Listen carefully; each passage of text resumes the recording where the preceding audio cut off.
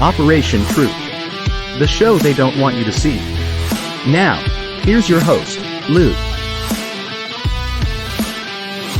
Good afternoon, everyone. My name is Lou Palumbo. This is Operation Truth. If you had followed us on prior occasion, we were as could be followed as Between the Lines. We've decided to rebrand for reasons that we could probably discuss or disclose at a later date. I do want to mention my co-collaborator here, Tom Fuentes, former assistant director of the FBI. I've spoken about him numerous times. Very impressive background, very knowledgeable. I think a lot of people are entertained to hear him speak, although we're not really trying to entertain you. We're really trying to give you an education, trying to give you food for thought. We're trying to stimulate your thought process and help you make decisions without us telling you what those decisions should be. There's no question that the country's in turmoil. I do want to say, if there's anything positive as to what's going on, it is the fact that there's an infinitesimal percentage of this country that is disrupting and destabilizing it. This isn't large masses of people. I try to remind everyone statistically, if you took 0.5% of 335 million, and population's actually longer than that, but we're going to go with the census number. 0.5% of 335 million is 1,675,000 people. If this country had that many people every day in dissent, protesting, acting in a subversive manner, we would be up to our ass in alligators, to put it to you politely. It isn't even half of 0.5%, but it just lends itself to the fact that we're exploiting the public being distracted, to put it to you in polite terms. We're worried about our children, their diet, their education. Now we're worried about their learning environment and what's being taught to them. We're worried about paying our bills, mortgages, rents, car payments, insurance, utilities. The American public is distracted, and the people in the media in particular is taking advantage of this. A lot of things to talk about here. Some of what troubles me in this country today is this fact that we have a problem telling you the truth. That's one thing right there. Whether it's what's going on at the borders or the actual number of people that have come into the country since this administration started. And I want to remind everyone, we're not a political show per se. We're kind of truth-driven. Sometimes there's a little intersect with politics, unfortunately, but you're going to find out that we're quite open and objective in the way we constructively criticize or identify deficiencies in both of these parties. Not myself, not Tom, or anyone that's orchestrating this podcast are particularly dedicated to the Republicans and the Democrats. We're Americans, first and foremost. A lot of us are parents, perhaps before that. And that's the concern of the show. Our young people, we owe an explanation to the young people in this country, because I listen to all the criticisms of them. And I'd like to just point out the reason it's so damn confused is because of this world we created for them. Distrust in government, the media. We've dismantled the credibility of the FBI only by literally less than a handful of people. Tom Fuentes will speak to that, hopefully sometimes today. And I do want to apologize to you guys, because sometimes I try to bring Tom into the conversation, but some of these conversations, like one with Christian Briggs, they become so involved and they're complicated and simplistic at the same time, but they go on, and it's important that you listen, because someone like Christian is going to explain and chart potentially the future of this country in a very sensitive financial aspect. The country is divided, guys. We're polarized. I don't think people understand what brought this about. It's very simple. The 24-hour news cycle really kicked this off. CNN at one time, who I've worked for since 1996, in my opinion, was one of the most credible journalistic outlets there was. They were kind of middle of the road, tell it like it was. I'm not going to get into what happened to them. I happen to know, to be very candid with you, but I'm not getting into this whole unnecessary conversation about, what's wrong with CNN or what's wrong with the media outlets today. My inclination is more about getting this country back on track, trying to cut down the rhetoric, trying to make the big people in the room understand how important it is that they be careful about what comes out of their mouths. Words hurt, words divide, words polarize. We're living it every day. And I have to tell you this, there's a concerted effort by this 24-hour news cycle to pit us against each other. That's what's happening, folks. And as I said in the beginning of this, they're capitalizing on the fact that the average American is distracted. And I go back and I say this to you just as a reminder. Governments are not always indicative of the populace. I have a feeling that's what's going on in Iran right now. And even Russia, if you listen to some of the reports that get out regarding the pushback on this war in the Ukraine, we have some issues here today in the country, and I firmly believe that they're fixable. I think if we could just turn a corner, and we use this term all inclusive, which I firmly believe in because it's the only way to approach life. Everybody has to be included in the conversation in a respectful, dignified manner. But I do want to caution everyone, myself included, to stay in my lane, not to start to insinuate myself into the lives of others and impose my values or what I think is right, wrong, politically, religiously. Look, you can express what you want to express, but be careful how you insinuate yourself into the lives of other people that are not necessarily in your lane. And I'm just going to touch on this very lightly. There's a big issue with transgender people today. And there seems to be this concerted effort to get into the minds and hearts of young people as early as 4 and 5 years old, where we're trying to teach you the color of crayons and the alphabet and numbers as to sexual preferences and lifestyle choices. Guys, that's not really where you want to go, because I have to tell you, there's a common bone in this country that runs pretty firm, and that's our children. And when you trigger the parents who are inclined to protect those children, you're going to have a problem on your hands. So, as I said, I want to make room for everyone. For transgender people, I'll give you your own sporting events, your own locker rooms, your own bathrooms, whatever it is that will bring you comfort. I encourage everyone to pursue something that took me a long time. I shouldn't say that, not a long time, but it took me some time in my life to understand what was important. Peace and calm in your life. You've got to find these things. If you think the exercise is to be immersed in turmoil, well, you're gravely misguided. Try to keep it simple. That's really what this is about. Unfortunately, we have a media system and we have a political system that is working against us, because all you do is listen to them taking shots at each other, and it's counterproductive, guys. It's time to put our thinking hats on and try to fix things. I'd like to talk to you more extensively about the borders, because I mentioned them to you almost every single time, including when this was branded as between the lines. You know what I don't like about this conversation?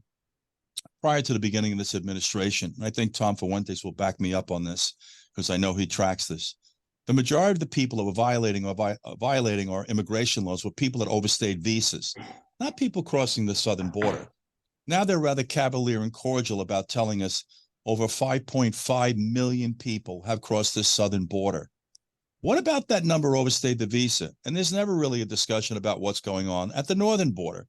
So how many people have come into the country? And now where we go with this conversation is we're not taking care of our own people.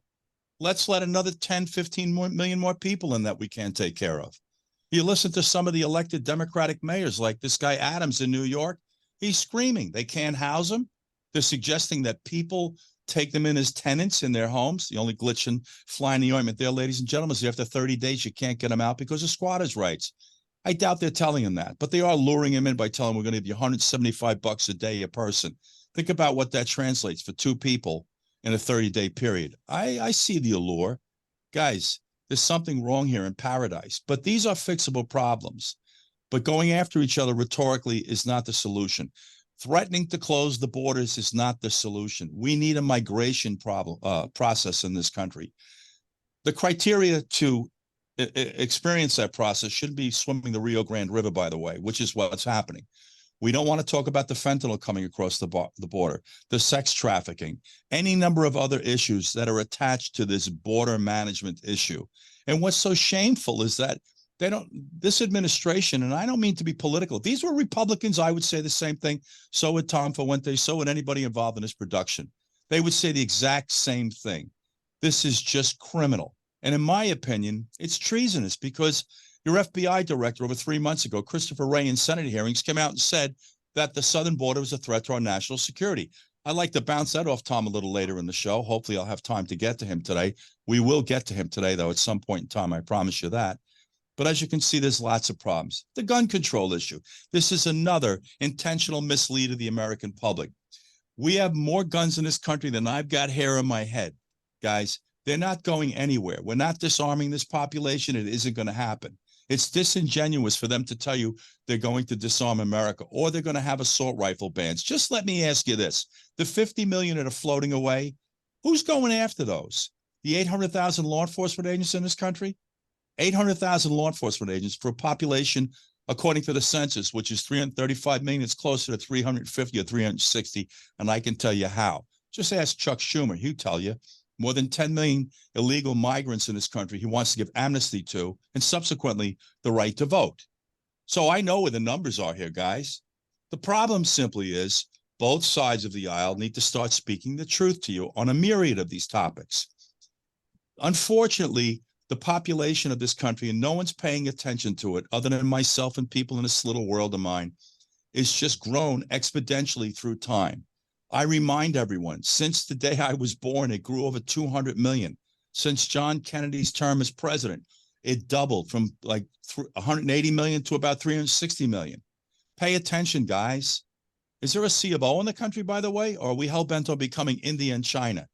We don't take care of our own people here. Let's let more people in. We have homeless, mentally ill. We have veterans living on the street, which is just shameful and inexcusable. I'd love to sit down. You know, I love these press conferences that they have all of these people from the media, whether it's Fox or CNN or NBC, ABC, whoever it is, and they get involved with the White House press secretary. Let me in there one time and ask him some questions. I see that they're allowed to go down an avenue of questioning. And if you deviate from that, you're not invited back into the room. We all understand this mechanism. The country's in trouble, guys. We can bring the country back. But I just want to say this to you before we kick off this show with Christian Briggs today. If you're content with what's going on with your borders, support the political entity that's promoting that. If you're content with the fact that the criminal element in your major city is operating with impunity, and we're running 21 businesses out of the city of San Francisco, population, and Google this, folks, I don't want to spoon feed you, 808,000 people. New York City's 8.6 million. We can't manage a city with 800,000 people. 21 businesses have left. Most recently, Westfield Malls and AT&T shut down their retail store. Vote for that political entity. If you think what you're experiencing at the gas pump, if you believe it was prudent to shut down the Keystone Pipeline the first or second day after being sworn into office was a good idea, regardless if you're a Republican or a Democrat, then support that platform. Our foreign policies, and I'm not just laying this on this administration, let's go back in history, folks, and we're going to do a little bit of that with Tom Fuentes because we're going to continue to track and trace where we started to question the credibility and belief in our government. We're up into the 1980s, the Reagan administration. But what I was saying to you more specifically is our State Department came out and they gave a very negative critique on this withdrawal from Afghanistan. And what I really like about it, truth be told, not a fan of Donald Trump, not because he hasn't had some type of insight as to things that would better the country, but you've got to have demeanor. You have to have decorum. That's what this is about when you sit in that seat. And don't get me going on the Biden right now, which has nothing to do with his political affiliation. Just look at how he's managing a 4-year-old little girl. His blood runs through her veins. So does his son. Continue to abandon her. What would make you think that he wouldn't abandon you when you abandon your own flesh and blood, guys? The world is in crisis, with political unrest and financially unstable countries trying to print their way to prosperity by taking on trillions of dollars of new debt. It's incredibly concerning. That's why you need to own silver as a hedge. So call today to receive the free hard asset information kit on how easy it is to own silver. Green energy demands will possibly turbocharge silver prices to 50, 100, even 300 an ounce, according to many experts around the world.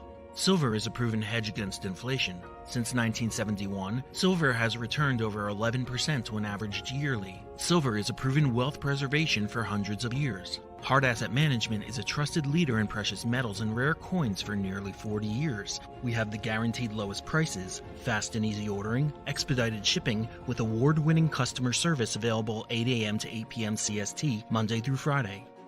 So protect yourself from the chaos. Invest in stability with Hard Asset Management. Call now and get your free Hard Asset Management information kit on how easy it is for you to own silver. 844-426-4653. 844-426-4653. All right, let me get off this today and bring in Christian Briggs. As you can see, I don't mean to come in loaded for bear, but I'm just worn to the bone because our children's future weighs in the balance. The future of this country weighs in the balance. We've had Christian on before. I just want to warn you guys, he's so damn smart. You got to sit back, put your seatbelt on, and let's have this conversation. So Christian, thank you for joining us today. I want to start out, and as I always do, give me an update. Where are we? What's going on with the Fed? What's going on with this transition into digital currency? Well, Lou, hello, and to everybody out there, we're going to go right into that. So two things. Well, there's actually 25,000 things, but two things that we need to talk right off the top. So one, there has been a lot of information flow regarding some of the architecture which the FEDNOW is built on. Now, the way they systematically did this is that FEDNOW, which launches, technically it's launched, and they're starting to get banks that have indicated they can sign up, and on the 20th, which is this week, they'll start to go live with all the various ancillary services and products that the FEDNOW offers the small to medium banking community. What's interesting about it is that after a meeting with a member of the American Bankers Association who confirmed that the FEDNOW is a direct competitor to commercial banks. My question I would always ask any business owner is, if you know that you're migrating, in this case, your entire customer base, which includes the account number, so that the FEDNOW knows the specific account number, the transactional history of all the things that take place, and you're systematically handing this information to another third party for them to be able to offer services that you can offer, but the pitch is it's more efficient, it's more broadening as far as the offering of services, products that FEDNOW offers compared to the small banks, which sounds good in its surface, but more importantly, it sounds safe. They always say when the government offers you increased security and safety, it's at the expense of freedom and liberties. So we have this FEDNOW that launches July 20th. And basically what it is it's again the platform that's already out there. It's just it offers these small banks, medium-sized banks, the clearinghouse capabilities that they could otherwise use bigger banks like Wells, Bank of America, Chase as clearinghouses. So the FEDNOW says, no, you 2,000 or 3,000 banks out there that are non-clearing banks, come on over with us. We'll make it easy for you. We'll make it to where it's seamless. Your customers become our customers. It's kind of like when Biden said, they're not your children, they're everybody's children. So the Fed's taking this approach that independent private banks that aren't direct clearinghouses should be part of the federal government's new monetary platform. This thing is nothing more than a Trojan horse to migrate an estimated 200 million businesses out there, small businesses, medium businesses that would be classified as 500 employees or less, theoretically. Now there might be that 750 that based on their annual revenues that considered to be small, but for the most part, it's defined as anywhere from 1 to 500 employees.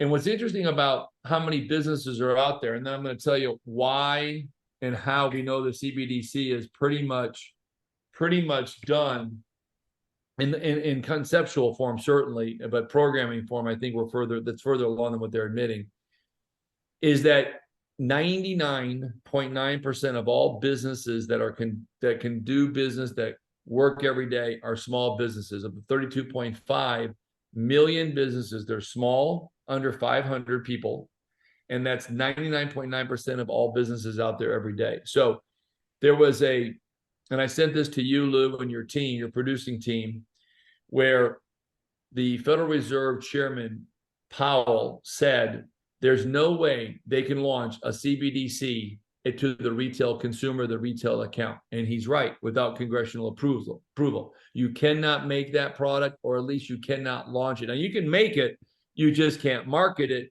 to a retail consumer at a bank. What defines retail and commercial? Retail means it's a personal account.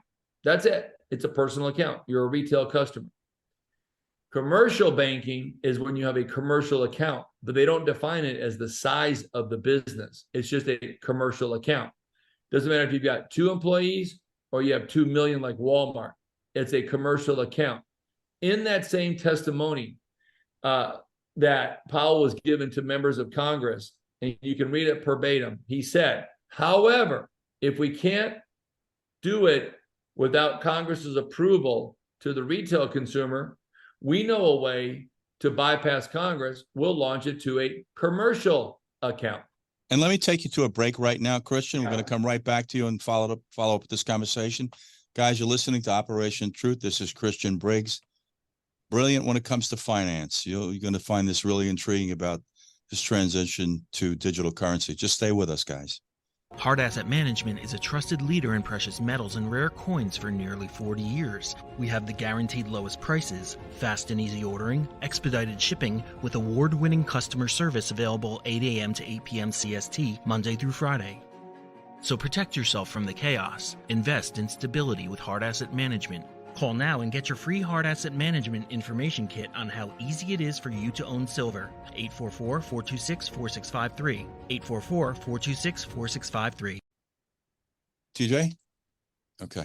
Christian, when we come back, I want to ask you about what Ripple is and how does it relate to CBDC and the Fed, and just a quick discussion about this chart that you sent to us. We're back, ladies and gentlemen. I want to continue this conversation with Christian Briggs. Christian, I rudely interrupted you to go to a break. It wasn't my fault. I blame the producer, but I would like you to continue at this point.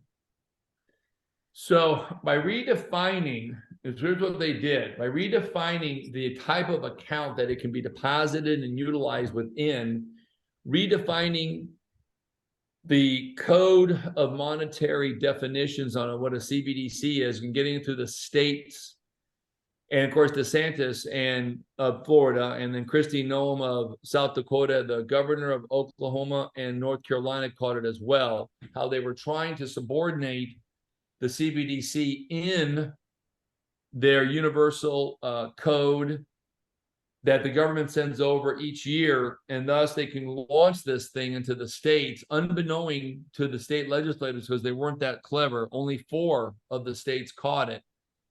That would give the Federal Reserve the access, which they have, under the terms of which they feel confident that they don't need Congress's approval. And now that they got it past basically 95% of the states, this thing is going to go live. And our estimate right now, according to my sources, this is going to go live sometime around the second quarter of 25, as it takes the next 2 years to migrate as many of the commercial accounts over to the FEDNOW's platform. And all the information I sent you confirms this. At that point, they will then start to redeposit things. Now, commercial banking's already got CBDCs after July 20th, because the Fed's going to start utilizing them between the commercial banks, bank-to-bank transactions or overnight deposits. Technically, it's still using the commercial accounts of the individuals, but they're gonna wait to make it mainstream as they get more and more companies, commercial accounts, over to FedNow. And when they launch this in the first or second quarter, I'm thinking the second quarter, for my estimates, second quarter 25. So a little bit less than 2 years from now, I'm thinking April, May of 25, they'll have the CBDC. Then they'll start to call in more and more cash to make it challenging and difficult to either withdraw or to either hold cash, because they're going to make it to where it's a very high bar to be able to utilize cash, whether it's a regulatory policy to make it more criminal offense to use it like they've now done in Europe. So in Europe, you can only, depending upon the country, the UK is limiting it, I think, to £1,000. And then the euro, I think, is 400 or 500 pounds a day can be deposited or withdrawn from accounts in cash. Christian, I want to interrupt you for real quickly because you alluded to, among other states, Florida. Yeah. What's going on with the governor and him attempting to block the implementation of digital currency in Florida? What's the story with this? Yeah, that's a tough one. So he was able to block it through legislation based on the defining rewrite of the definition of what it is. And by doing so, it will limit the commercial banks there from accepting it by the Fed now, ultimately, who will deposit it and pretty much maintain it. So my fear is, and this isn't a fear that I had that would say, oh, I fear that this could be really detrimental. No, this is fear that it will absolutely be detrimental to anything that we've ever thought about control. Look, if you control the transportation and the healthcare and the social aspects of life through the wallet, you pretty much control everything. Okay. You vote one way, they turn your money off. You practice your religion one way, they turn your money off. You transport yourself, or whether it's by train, plane, or automobile, but you're putting too many carbon, God knows what the hell they're calling it these days, into the atmosphere. Oh, God forbid that you do something like that, they turn your money off. And Christian, what you're alluding to right now is something that should be of concern to everybody living in this country. You're talking about a regulation, a control over the American public that could limit their ability to travel in a manner that we kind of take for granted today. Am I correct? Yes. Interesting. Let me ask you this. What is Ripple, and how does it relate to the CBDC and the FEDNOW? Well, the Ripple is a very interesting platform. Very well built, blockchain all the way, records every single transaction. They're already transacting with a number of countries in the pilot stage. Full deployment is expected fourth quarter this year, and then ongoing deployments all through next year in 25 of different countries. I believe they have 21 countries now segued on their platform. They migrated everything on it. It may be exclusive. Some of them may not be. There may be some correlating aspects to other platforms that parallel some of the way the system's going to work. That's left to be seen yet. I know Ethereum had some talk, Ethereum 2, but right now it's going to be Ripple all the way. By declassifying the way the definitions of the money works, and I say declassifying it, by classifying it one way, it was not able to be launched. By declassifying or redefining it and giving it a whole new way of being understood what it is and how it's going to work, it was able to pilferate itself into states, basically their legislation. And so now when this thing goes live in 24 in a big way, and then 25 ultimately is when they want to introduce the digital tokens. And they're not calling them CBDCs, but yet they are, for the purposes of understanding what the system is. But they're redefining it to be called just a digital dollar, a digital token that has individual serial numbers on it. So what happens to the dollar you're carrying in your wallet, Christian? It goes worthless. And so if you happen to have 100,000 of those in a bank somewhere, right?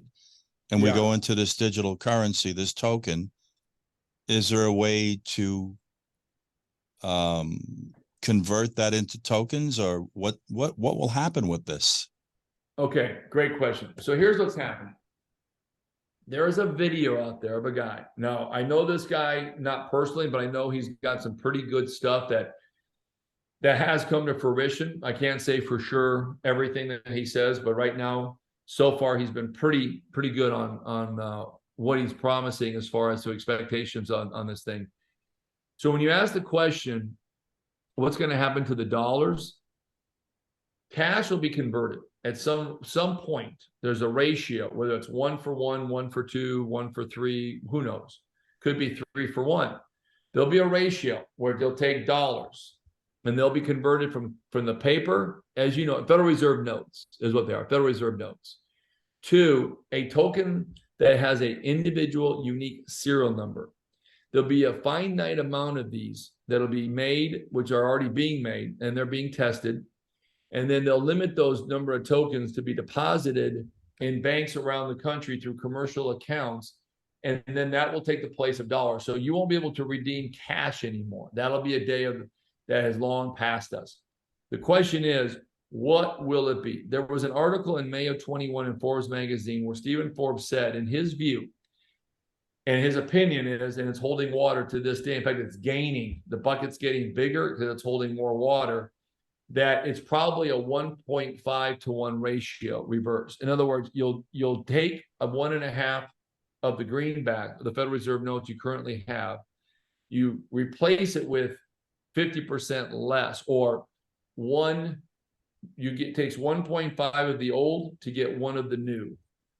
Well, there's a lot of positives about that. Remember, we talked about this, the Great Reset. So that resets wealth inequality. That's the name of the game, according to the World Economic Forum's agenda. And when that happens, the transition from paper to digital will have a profound effect on people's wealth.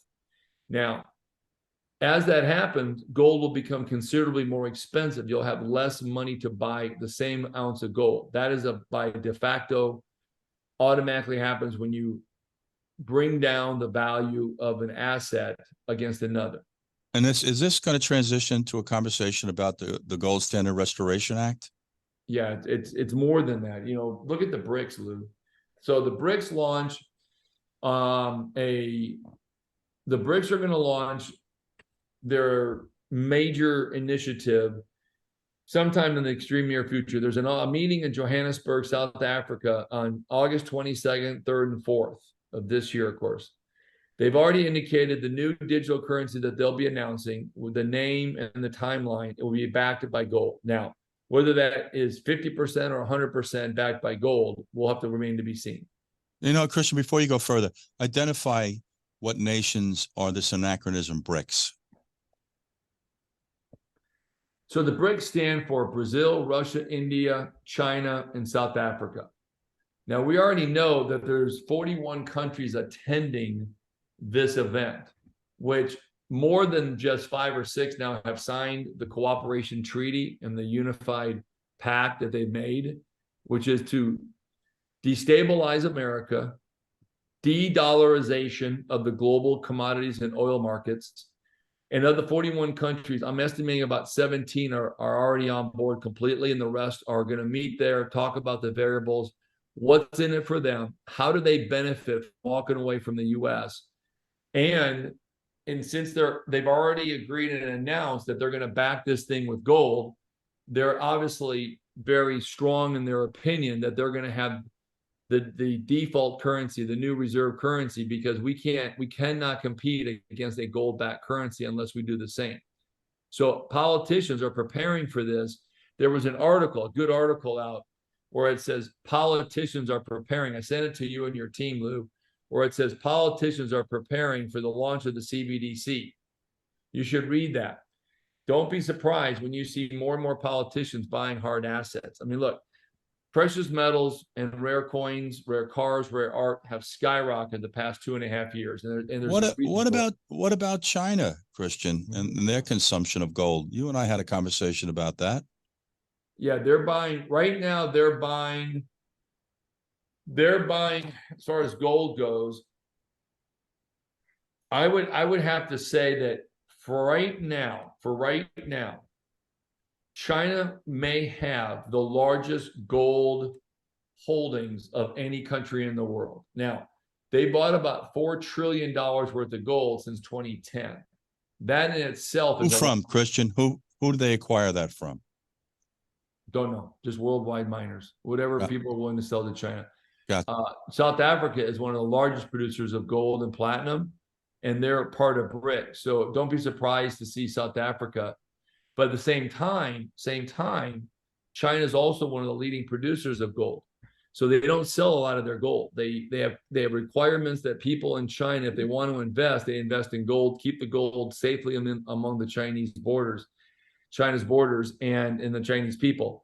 So they put capital controls in place to minimize cash leaving China. But if you want to buy gold, it's pretty much an open season. They're encouraging their citizens to buy gold. So they capture more value within China. I think gold's going to become the go-to stable for. I think it's going to be the new form, the reserve currency. Christian, we're going to have to wrap it today, but I do want you to tell us how we can find you and discuss your podcast real quick so people can tune in and listen, if you don't mind. Yeah. So basically, you can tune into us at bmcham.com. Go on Apple Podcasts. Of course, you can hear our Hard Asset Money show. You can reach us at right off the website. Our toll-free number's right there, bmcham.com. Go to it. And there's a lot of information that we have. If you can sign up, we'll get our daily mailer too as well. Or actually not our daily, but our weekly. Sometimes we do them daily, but we normally do once a week, sometimes 2 and 3 lately. Guys, that's going to be it for this segment today. Christian is coming back next week again, I promise you, because we need to continue this conversation. It's very relevant. And, I'm going to bump into some other discussions with Christian about what's going on with the Ukraine, further what's going on with China, because there's a direct implication as to this nation and potentially its national security. So this is just going to, like investigations, blossom like roses. This conversation is going to blossom with Christian. Christian, thank you for joining us today, sir. It's always an abundance of great information. Thank you, sir.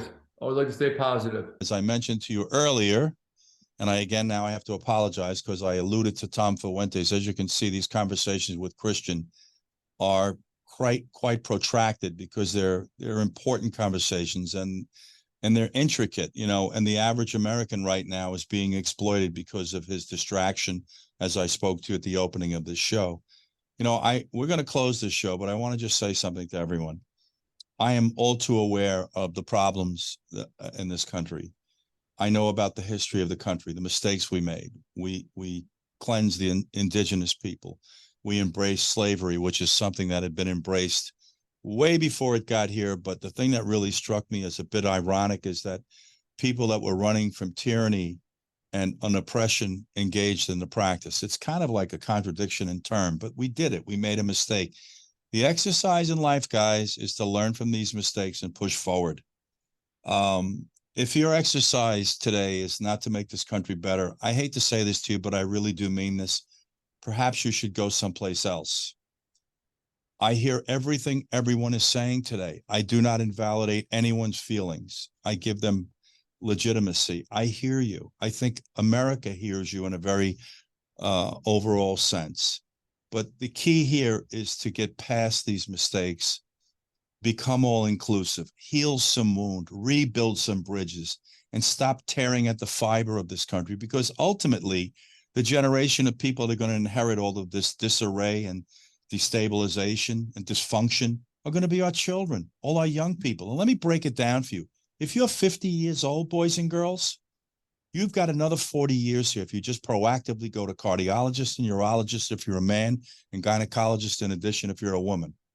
That's the reality of it. You should make 90 with your eyes closed. I don't know what to say to you guys. The key is to fix these problems, not beat ourselves over the head. The sad part of this discussion today is we can't get a straight, truthful answer from either side of this aisle. Everybody is so agenda-driven. We're so politically driven. We're so biased. I got it. Stay the course and see what ends up happening to this country. It's going to fragment. That's what's going to happen. You'll end up picking a place in this country, kind of like in Europe, and you're going to get hunker down there, and that'll be, I guess, your country or your state, or however you want to reconcile it. And by the way, just to remind you, every state already has a head of state. He's called your governor. He has a first lady. That's the governor's wife. They have state legislators, senates. The structure's built there. Why are we pushing in that direction? And they're so disingenuous in the way that we address the minorities in this community, in this country today. If you really want to help them, sit down with me, guys. I can explain to you how to do it. It's not that complicated, but you keep, putting up the smoke screen like you're invested in it, when in fact you're really not. Or if you're a Republican, you flat out just admit that you're not going to. They're screwed either way. That's the reality of this situation. So I'm going to let it go for today. I'd like to continue to speak on a myriad of these topics, because they're just pigeonholing this country in a manner that I never thought I would experience. I don't recognize this place, guys. And I have to tell you something. Men like myself and Tom Fuentes, in a sense, we're over the hump. We have pensions, we have Social Security, we have, outside interests where we're still generating revenue, and we kind of do it at our own pace. And we intersect with the culture in the manner in which we choose. Our young people don't have this prerogative. And by the way, the last thing I want to remind you of that I said the last time we were on air, look at the reality that children are born into today. I didn't grow up in an America where we questioned the credibility or the trust in the government or the media. We didn't have an FBI that we had knuckleheads like Strzok and Lisa Page exchanging text messages that clearly defined the fact they were prepared to interfere with the election of a president. They did that. By the way, that's not indicative or reflective of that organization. 99.9% of that organization you can trust. You've seen some whistleblowers come out. There's a whole lot of people that would like to blow the whistle, but they're witnessing what happens to the whistleblower. and it discourages them. You know, they've got to oftentimes put their families first. That's the truth of the matter. And you can see the fallout with some of these FBI agents that came forward and these IRS agents. This is absolutely ridiculous what we're living today. But the biggest thing about it is it's fixable. You just have to put on that hat one day and try to make things better and sit down and start having conversations where we can come to the middle or embrace this word called compromise. And you do that through civility and decency, through common sense, logic, and reason, which is at the core of this show. I'm not here to tell you who to vote for. I don't really care who you vote for. You have to see the forest for the trees, folks. But the last thing I want to say to you today is I wish you loved your children more than you love your agenda and your politics, because they're gonna inherit your misguided assessment of what we're doing today, guys. We've got to take this country in a different direction, and we can do that. It's the most resilient country in the history of mankind. Guys, thank you for joining me. This has been Operation Truth. I want to apologize to Tom Fuentes for not being able to bring him in today. We're going to go right into our next show, by the way, and Tom and I are going to brush up against what went wrong in America. We started to talk to you about it, starting with the Kennedy assassination. Listen in, guys. Thank you for joining us.